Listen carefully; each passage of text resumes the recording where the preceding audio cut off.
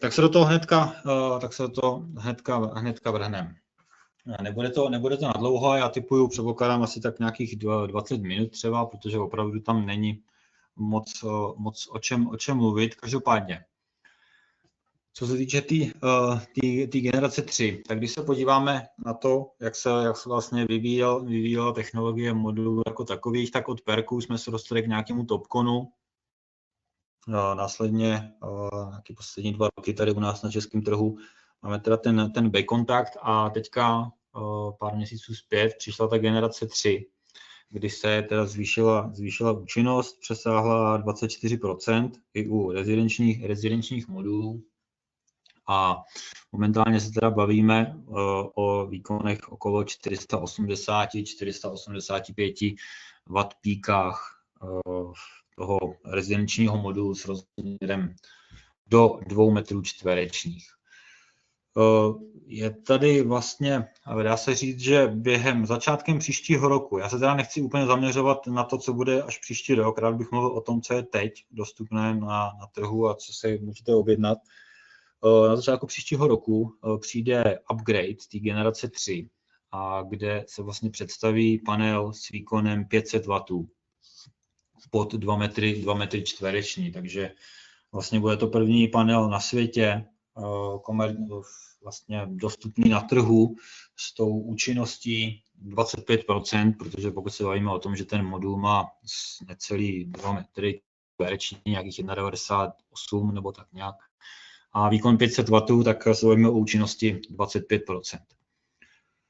Takže ve srovnání s Topconem se bavíme o nárůstu účinnosti o nějakých 7-8%.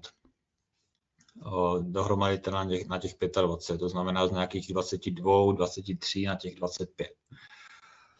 Tak, jak ty panely vypadají? Vidíte, že Full Black vypadá úplně stejně na první pohled jako ta generace 2. A samozřejmě je tam vyšší výkon o 10 W, řekněme, že těch 475 W píků na tu Full Black verzi, která je k dispozici jako bifacial, tak monofacial, a zároveň ta bílá verze, jak jsem řekl taky, bifacial, monofacial, kde je ten výkon ještě větší. Samozřejmě klíčové vlastnosti jako optimalizace částečného zastínění, omezení vysokých teplot a odolnost vůči microcracks, ty samozřejmě zůstávají, ta technologie se nezměnila, došlo tam jenom dvěma menším inovacím. Inovace proběhly především v továrnách v Číně. Na tom panelu to samozřejmě vidět je, že se liší, určitě jste si všimli, že ty bílé verze nemají vlastně viditelné články a mezery mezi nima, ale jinak ta technologie, bavíme se pořád o backkontaktu, vlastně jenom došlo k navýšení ty účinnosti díky těma 2 částem, ke kterým se teďka dostaneme. Tak první věc je to, že busbary šly dozadu, že se skryly busbary a tím pádem se dosáhlo zvětšení aktivní plochy. Co to znamená? No, neznamená to nic jiného, než že se zvýšila účinnost, protože rozměry toho modulu ty zůstávají. Pokud bych chtěl udělat to stejné u Topconu, tak mám hnedka několik takových jako výzev, které stojí přede mnou. První je to, že já vždycky, protože Topcon, potažmo heterojunction má kontakty nahoře i dole, tak já vždycky musím propojit ten horní kontakt s tím spodním. No a pokud chci schovat busbary na zadní stranu, tak musím nějakým způsobem dostat ten kontakt na zadní stranu. Takže musím ohnout tu sběrnici, což samozřejmě znamená to, že já na to potřebuji víc materiálu. Uvádí se, že přesah je teda nějaký asi 3 mm, musí ta sběrnice přesahovat. Nezdá se to moc, ten kontakt je samozřejmě tenký, ale v chvíli, kdy mám těch pásků, mám jich třeba 20, typický systém 20 busbarů, tak potom už se to nasčítá, ten materiál. Takže i s ohledem na to, že v drtivé většině, vlastně doufám si říct, že snad ve 100% případech je ten materiál těch kontaktů stříbrný, tak je tam určitá nevýhoda v tomhle tom, že zkrátka musím tu sběrnici ohnout a musím vlastně použít ten přesah 3 mm. No a když tohle se mi teda povede, tak mi tam samozřejmě hrozí nějaký mikropraskliny na hranách těch článků, protože nejenom v tom sběrném pásku je jako mechanický napětí, nějaký pnutí, tak samozřejmě to se mi objeví i na hraně toho článku. To je mimo jiný i důvod toho, proč vy na trhu s největší pravděpodobností se nesetkáte s topconem, který má ty busbary na zadní straně, protože zkrátka výrobci se o to pokoušeli, do určitý míry se jim to i povedlo, ale ta zmetkovitost těch výrobků byla natolik vysoká, že se od tohoto nápadu odklonili. Tím pádem vlastně tam není možné dosáhnout už nějakého většího zvyšování ty aktivní plochy. Z toho důvodu je i zřejmý, že ta teoretická účinnost Topconu článku, vlastně účinnost toho fotovoltaického článku na technologii Topcon, která je někde kolem 26-27%, tak tudy cesta nevede, jakoby schovat ten busbar dozadu, abych se k tomu přiblížil. Momentálně je ta mezera mezi teoreticky maximální a dosaženou účinností okolo 2-2,5%, takže ještě nějaký prostor pro zvyšování potenciální účinnosti Topconu tam je, takže předpokládám, že ještě pár let tady s náma Topcon bude a účinnost se bude zvyšovat, ale pravděpodobně to nebude díky tomu, že se ty busbary schovají na zadní stranu. A ta druhá hlavní inovace je to, že ty články nejsou mezi sebou propojeny, ale je tam použitý takzvaný překryvný svařování. Díky tomu, že já ty články takhle, jak jste viděli na té animaci vlevo dole, trošku jako se překrývají, tak jsem zvětšil aktivní plochu o 0,4%. I to je důvod, proč ten bílej panel má vlastně 6 takových jakoby pruhů, to tak vypadá, že to jsou pruhy. A to je ten hlavní důvod, proč jsme se dostali až vlastně skoro k těm 500 W výkonu na těch rezidenčních modulech. Respektive výkonové hustotě okolo 250 W na metr čtvereční. Zase pojďme si říct, co by se stalo, respektive proč se to nepoužívá u Topconu. Protože už z principu, pokud porovnávám back kontakt, kdy všechny kontakty mám na zadní straně, tak mi to neudělá takový velký problém jako v případě Topconu, protože Topcon má kontakt jak vepředu, tak vzadu. A vždycky ta jedna strana, ta přední strana je křehčí než ta zadní. Je to díky těm pasivačním vrstvám a celkově z principu ty výroby toho článku. Takže já vždycky musím propojit jakoby tu pevnější část článku s tou křehčí. No a to mi samozřejmě bude dělat nějaké problémy během provozu, protože musíme uvažovat i to, že ten panel musí být v provozu třeba 20 let s teplotním výkyvem, řekněme od nějakých -20 během zimy až po 60-70 stupňů, kdy může mít ten panel teplotu, pokud je teda vystaven přímému slunečnímu světlu. Všichni víme, že během léta na tom modulu tu ruku neudržíme ani, takže teplota 60-70% není nic výjimečného. Takže zároveň teda, jak teda ta náchylnost k těm mikrotrhlinám a namáhání v části toho spoje, protože já musím na to použít takzvaný Z-kontakt, prostě musím spojit tu horní stranu s tou spodní, tak mi samozřejmě zase zvyšuje riziko vzniku mikroprasklin, což v důsledku znamená, že se mi snižuje účinnost toho článku, zrychluje se mi degradace a musím se potýkat s dalšíma problémama, které jsou s tím spojený, který ale u toho backkontaktu, který mi toho backkontaktu nehrozí. Nevím, jestli se nebudu opakovat, jestli už jste o tom pravděpodobně asi rozumíte možná tomu principu, jak funguje ta optimalizace částečného zastínění. Já tady pustím krátký video, dám ho trošku stáhnu hlasitost a budu u toho mluvit. Tak pro ty, kteří vědí, tak těch se to teďka netýká, to co budu říkat, ale co vlastně vidíme na tom videu. Porovnávám dva panely, backkontakt a Topcon. Nalevo backkontakt, napravo Topcon. Každý ten panel má svůj MPP tracker připojený na takové čerpadlo a čerpám vodu v závislosti na tom osvětu. To se stane, když použiju 2 stejné zastínění. V tuhle chvíli vidíme, že ten Topcon už ztratil zhruba 33% výkonu. Jinými slovy, došlo k otevření bypass diody a já jsem právě přišel o 1/3 výkonu. Když tam dám další článek zastíním, v tuhle chvíli se přemostila i další bypass dioda, tu ráno přicházím o 66% výkonu. A vidíte, že nalevo ten back contact, to ICO, pořád vlastně jede ne na plný výkon, ale ten pokles je o dost nižší než v případě Topconu. V tuhle chvíli je Topcon kompletně přemostěný a nedodává v podstatě nic. Vidíte, že ta voda už nahoru nestříká a zatímco u toho ICA tam ten výkon nebyl nějak závratně ovlivněn. Je to způsobený tou strukturou toho článku, kdy vlastně rozhodujícím jevem v této funkci je vzdálenost kontaktů mezi sebou, respektive jejich průrazné napětí toho proudu. Protože ve chvíli, kdy já mám zastíněný článek, tak se mi ze zdroje stane spotřebič z toho zastíněného článku a ten mi klade odpor a samozřejmě procházející proud se tím pádem sníží. K čemuž ale nedochází, respektive dochází k tomu v mnohem menší míře v případě zadního kontaktu a tím pádem ten modul se zadním kontaktem, ten back kontakt umí dlouhodobě pracovat v průrazném režimu, protože průrazný napětí u back kontaktu je 3,6 V, takže když dám příklad, pokud máme proud ve stringu 10 A, tak ztrátový výkon na tom zastíněném článku je 10 A x 3,6 V, je nějakých 36 W, řekněme 40.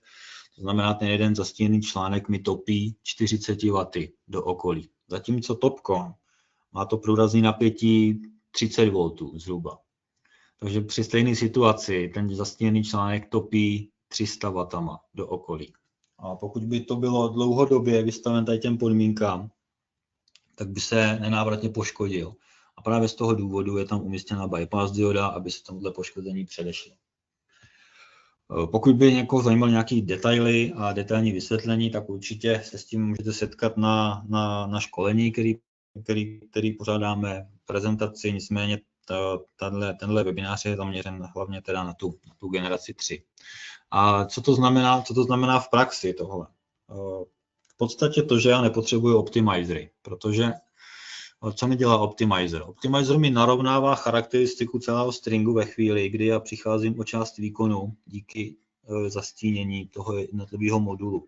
Zkrátka optimizer mi zařídí to, aby v případě, že se mi otevře bypass dioda na jednom modulu, aby mi neklesl proud, respektive výkon celého stringu o těch 30%. Jo, takže to je ten hlavní rozdíl, protože vlastně ty backcontact moduly z výkonového hlediska optimizery nepotřebují, protože zkrátka optimizer je navržen proto, aby napravoval neduhy Topconu, fyzikální principy Topconu, aby napravoval, ale pokud backcontact tam k takovému principu ztráty vůbec nedochází, tak ten optimizer tam vlastně nemá co napravovat. Samozřejmě všechny backkontakty jsou kompatibilní s optimizerama, použít je můžete, minimálně teda tady u nás v Česku, kdy legislativa si žádá, aby to bylo možné odpojit na bezpečné napětí. Pak už je na uvážení každého toho instalatéra, jestli se rozhodne jít cestou těch rapid shutdownů anebo těch optimizerů, protože porovnám-li přínos optimizerů na Topconu, kde se pohybujeme okolo 25 až 40%, tak přínos optimizerů na IQ bývá do 5% pouze. Takže to už je potom na zvážení každého toho montážního subjektu. Pokud se bavíme o stacionárních stínech, tak ten nárůst toho výkonu není nějak závratný, okolo 7%. Pokud se bavíme o stínech od vegetace, od stromů nebo okolních budov, bavíme se okolo 12%, ale co je nejdůležitější a nejzajímavější, je právě to dynamické stínění, způsobené ať už komínama, hromosvodama. tak tam už se opravdu bavíme o nárůstu zhruba poloviny výkonu ve srovnání s Topconem. Na základě nějakých dlouhodobých měření disponujeme i certifikátem od TIF Nord, který vlastně potvrzuje, že zhruba 30% energie vyrobí ICO víc ve srovnání s Topconem, bez použití optimizeru samozřejmě. Tak, další teda specialitka u té trojky je právě ten design. Troufám si říct, že v České republice 70-80% všech prodejů je způsobeno hlavně tím, že ten modul je prostě černý a na rezidenčních instalacích vypadá dobře.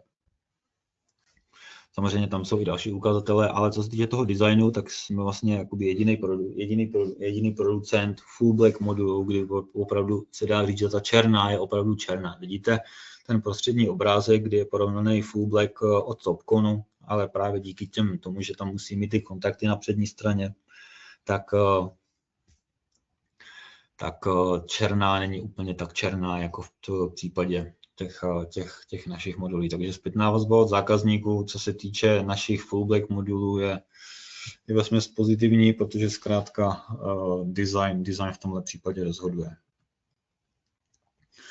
Zároveň díky, tohle vlastně není nic nového, tohle je i u generace 2, díky tomu, že ten backkontakt nepotřebujeme, vlastně nepropojuje vrchní stranu článku s tou spodní, tak má vyšší mechanickou odolnost. Zároveň nepoužívá žádný stříbro, ale používá měď pro kontakty, která je pevnější a tím pádem si může dovolit vyšší záruku na odolnost proti krupobytí.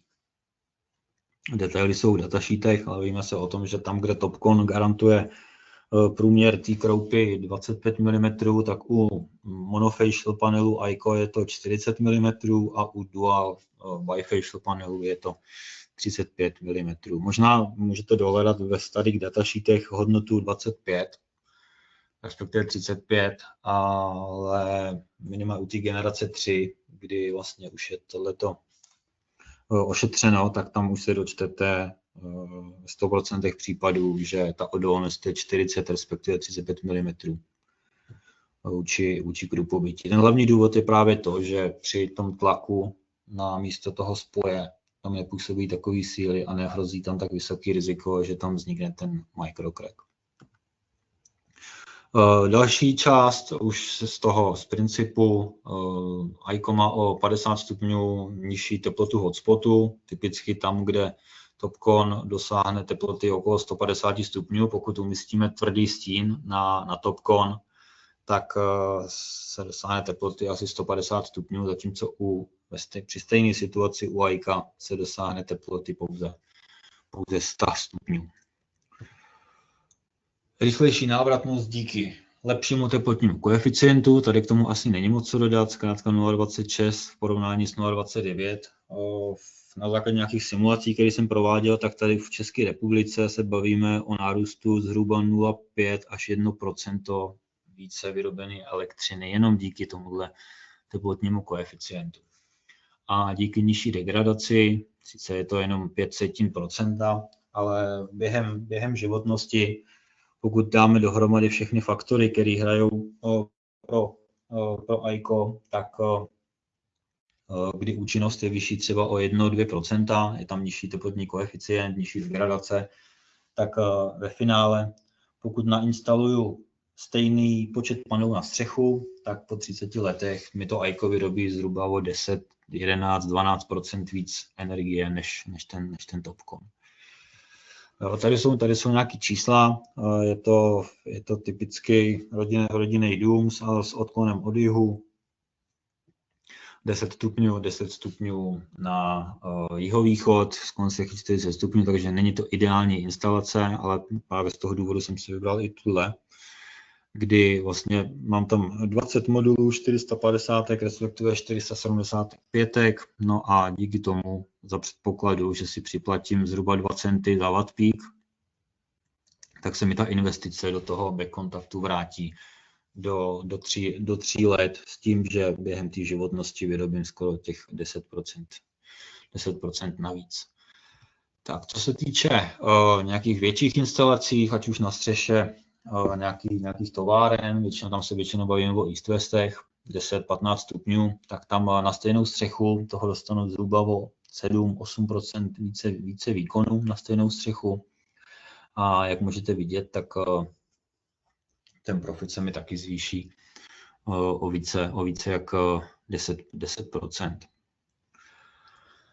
A co se týče nějakých ukazatelů, tak jak jsem říkal, bavíme se o East-Westu, návratnost se mi zkrátila o 4 měsíce, vyrobím víc elektriky. Samozřejmě pokud byste měli zájem o to udělat si nějakou, nebo plánujete třeba nějakou stavbu na střeše, ať už nějakého vašeho zákazníka nebo vašeho podniku, tak není problém. Je to vlastně polovina mojí pracovní náplně, tvoření simulací. Tak pokud mi poskytnete nějaký vstupní informace jako souřadnice, rozlohu střechy, tak já vám vlastně můžu vypracovat takovou analýzu. Je to v Excelu, aby tomu každý rozuměl a hlavně, aby to bylo transparentní, kdy opravdu uvidíte, že si tam nevymýšlím žádný house numera a hravě jakoby můžeme dokázat, že i přesto, že ty IK jsou dražší, to není žádný tajemství, že jsou dražší než topcony, potažmo heterojunctiony, tak i přesto se můžete přesvědčit sami o tom, že se to nakonec vyplatí. Ať už tam máte bateriový systém nebo ne, tak není problém se domluvit a něco vymyslet. No a to bylo všechno, jak jsem sliboval, nic dlouhého nebylo. Ta generace 3 zase se tolik neliší a pokud máte nějaké dotazy, já teď teda nevím, jestli Dominika vidí všechno, já teda skončím s tím šerováním. Takže pokud máte ještě nějaké dotazy, tak buď to napište do chatu, a nebo se ptejte. Yes, we have one question, Marek, if you can please check, or you already answered it, maybe because I don't know, I don't understand, but we have one question. Yes, let me check.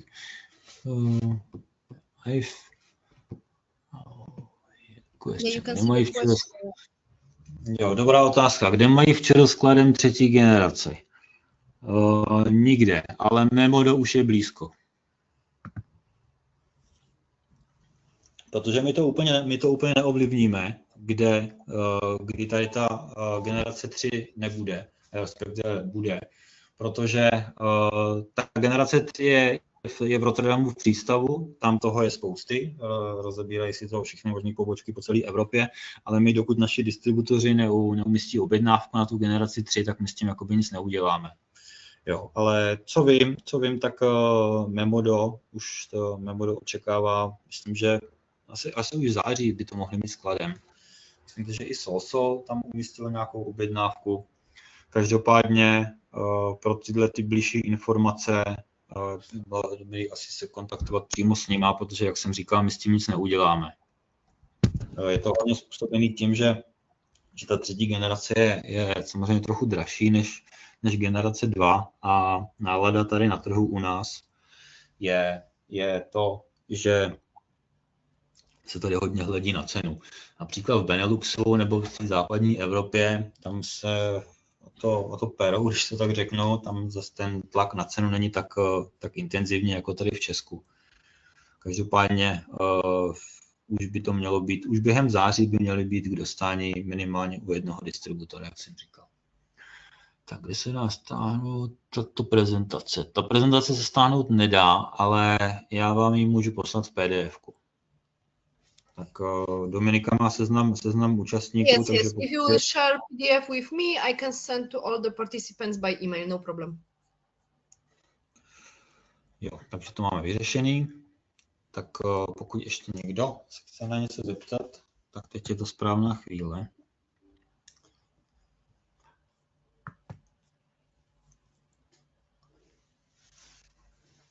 Žádný další dotazy, to budeme přeměňovat na krátké strany, typicky instalace na plochu.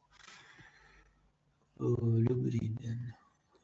Na ploché střeše se znamená konstrukce K2. Na krátké straně já vám spolu s tou prezentací můžu poslat i ten instalační manuál. Dá se říct, že ano, ta třetí generace, ten rozměr 1762 x 1134 lze upevňovat za kratší stranu. Já mám pocit ale, že K2, že tam má ty kotvící body v rozích. Podle našeho instalačního manuálu se doporučuje to kotvit, myslím, že 10 nebo 15 cm od rohu.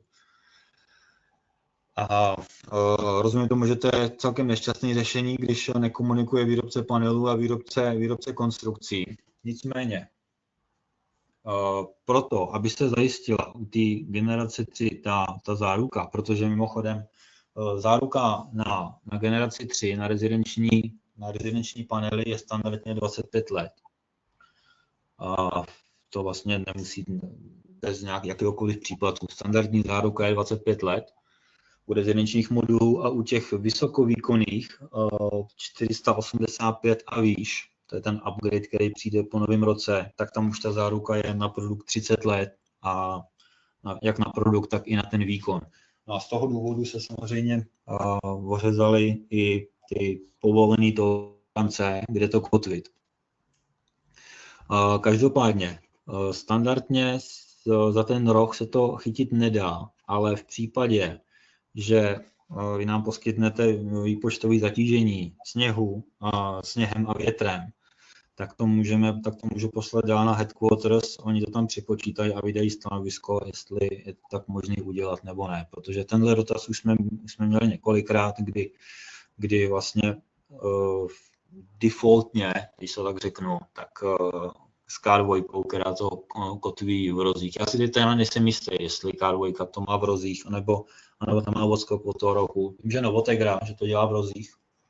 Tak samozřejmě řešitelný to je, ale potřebujeme nějaký výpočet na to, aby jsme ověřili, že ten panel to staticky vydrží a bude tam moc sloužit těch 30 let. Takže, by the way, Dominika, I will send you also the installation manual and load graph. Perfect. I will share all of the files, no problem.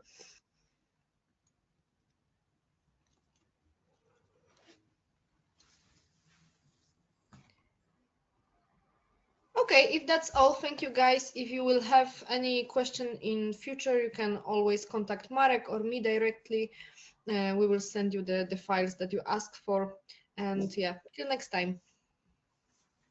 Tak jo, díky, že jste přišli a kdyby cokoliv, tak se ozvěte.